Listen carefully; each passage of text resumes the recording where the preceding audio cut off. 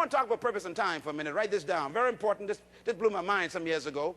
And that is, time was created by God. He put you in it, but he doesn't live in it. What is time? We're talking about 1 year. Time is defined as an interruption in eternity. In other words, God, who lives in forever, took a little piece of forever and called it time. And then he put us in it. In other words, time has a beginning and an end and is trapped in forever. In other words, God lives in eternity. Eternity has no measure. It has no time in it. It is timeless. As a matter of fact, eternity is time without measure. So God lives in eternity, but he created time, put us in it, and then he gave us time to be lived in days and weeks and months and years. And we're about to change another year, which is 52 weeks, which we have to account for in our lives tonight. We're about to enter another 52 weeks of our life. And we want to make sure that those 52 weeks are used for what God gave us birth for. Everything is time without measure in eternity. Now watch this. We were placed in time to fulfill purpose. There's a tremendous understanding of this in the Bible. Purpose gives meaning to life and time. If you don't know your purpose in life, your life and time will have no meaning. You'll simply be frustrated and wondering, why am I here? What am I going to do? Why do I hate this job? Why am I going to the same place all the time? And you begin to be frustrated, and your frustration is taken on other people because you don't have any meaning for your life. Whenever somebody commits suicide, they usually leave a note for someone. The note normally says, I had no reason for living. That is the saddest thing in the world. But there are some people who don't commit suicide instantly. They're committing suicide slowly, like taking drugs every day, like drinking alcohol every day. It's what I call slow suicide. They can't see something more important than smoking cigarettes or drinking alcohol or taking cocaine or something. In other words, they haven't found something more important than the drug.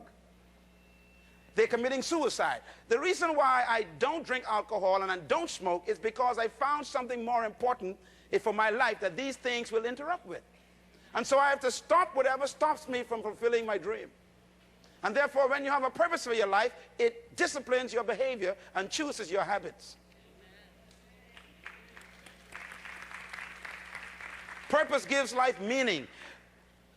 Here's another statement I thought was interesting in the book of Ecclesiastes 3, verse 1. One of my favorite verses says, to everything there is a season, and to every purpose there's a time under heaven. In other words, if you are in heaven, it's eternal, there's no time. But when you come below heaven, you now have a purpose that has been fulfilled in time. That means you were born to do something, but you ain't got forever to do it.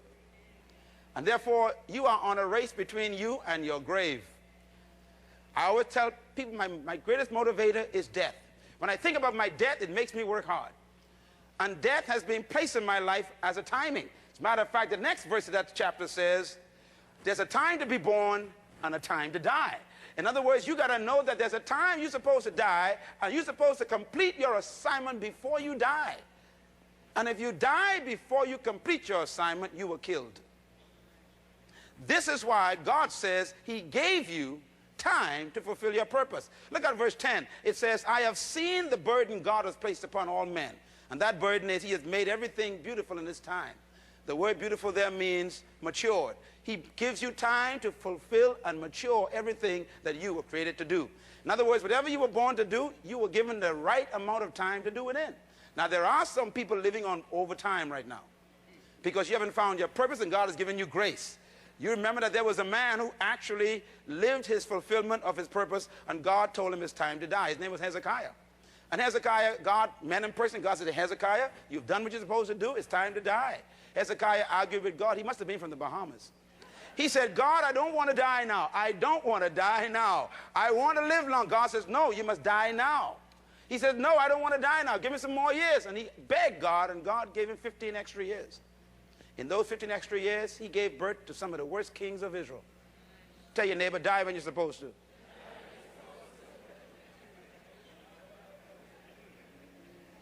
When you pass your time, you begin to do foolishness. That's why it's important for you to find your purpose and maximize the use of your time for the glory of God.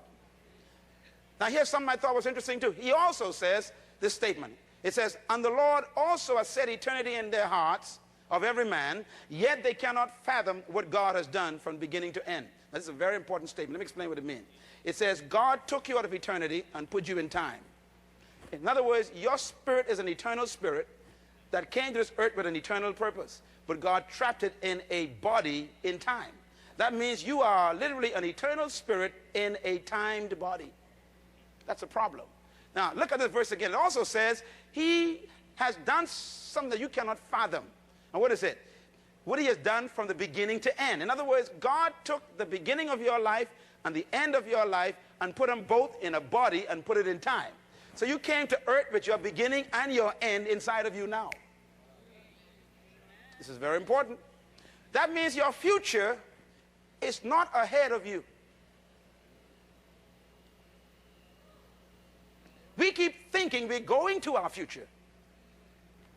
And that's why we keep depending on people, depending on relationships, depending on connections. But your future is not ahead of you in other people's favor. Your future is trapped inside of you, and you are carrying your own raw material. And that is why your future does not depend on your external environment. Sometimes you are with people who don't like you. That's okay, because as long as you like you, what's inside of you will bring you through.